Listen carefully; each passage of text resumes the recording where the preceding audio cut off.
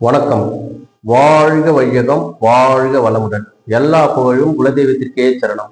5 கரத்தினை ஆணைமுகத்தினை இந்தி நிலமறை போலும் மீதென நந்தி மகதனை நாணத்தூந்தினை குந்தியில் வைத்திரி போற்றுகின்றேனே.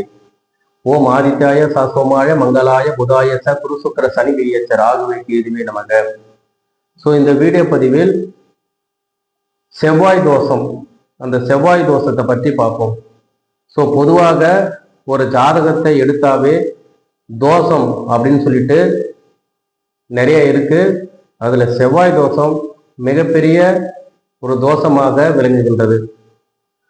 பொதுவாக செவ்வாய் தோஷம் என்றால் என்ன, எதனால் செவ்வாய் தோஷம் ஏற்படுகின்றது, ஜாதகத்தில் எங்கெல்லாம் செவ்வாய் இருந்தால் அதை செவ்வாய் தோஷம்னு எடுத்துக்கலாம். செவ்வாய் தோஷம் என்றால் முதல்ல என்ன அப்படின்னு சொல்லிட்டு ஒரு புரிதல் உண்டாக வேண்டும். அந்த புரிதலுக்காகத்தான் இந்த வீடியோ. பொதுவா செவ்வாய் தோஷம் அப்படின்னா ஒரு ஜாதகத்துல லக்னத்திலிருந்து 2ஆம் வீடு, 4ஆம் வீடு, 7ஆம் வீடு, 8ஆம் வீடு, 12ஆம் வீடு இப்படி சொல்லக்கூடிய அந்த 5 வீட்டில் செவ்வாய் பகவான் இருந்தால் அதை செவ்வாய் தோஷம் என்று சொல்கின்றார்கள். பொதுவாக செவ்வாய் தோஷம் என்றால் என்ன? செவ்வாய் பூமிக்காரகன், மங்களக்காரகன், ஆனால் முரட்டுத்தன்மை, கோபத்திற்கு அதிபதி, அதுதான் இம்பார்ட்டன்ட். செவ்வாய் தோஷம் அப்படின்னா செவ்வாயினாவே பொதுவாக கோபம் அப்படின்னு அர்த்தம்.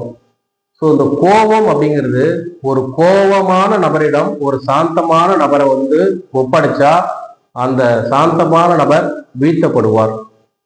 அதனால்தான் ஒரு கோபமான நபரிடம் ஒரு கோபமான நபரை சேர்க்க வேண்டும். ஏன்னா ஒரு கோபமும் இன்னொரு கோபமும் ஒன்று சேர்ந்தோம்னா அங்க எந்த ஒரு பாதிப்பும் ஏற்படாது. ஏன்னா அவங்களும் இவங்க சமாளிச்சுக்குவாங்க, இவங்களும் அவங்க சமாளிச்சுக்குவாங்க. இது உண்மையான உறுதியான பாயிண்ட். இதை முதல்ல தெரிஞ்சுக்குங்க. அதே போல ஒரு ஜாதகத்துல திருமணம் அப்படின்னு பார்க்கும்போது 7ஆம் வீடு தான். அந்த 7ஆம் வீட்டை நம்ம பார்க்கும்போது அங்க செவ்வாய் பகவான் உட்கார்ந்து இருந்தார்னா இவங்களுக்கு கோபம் அதிகமா இருக்கும்.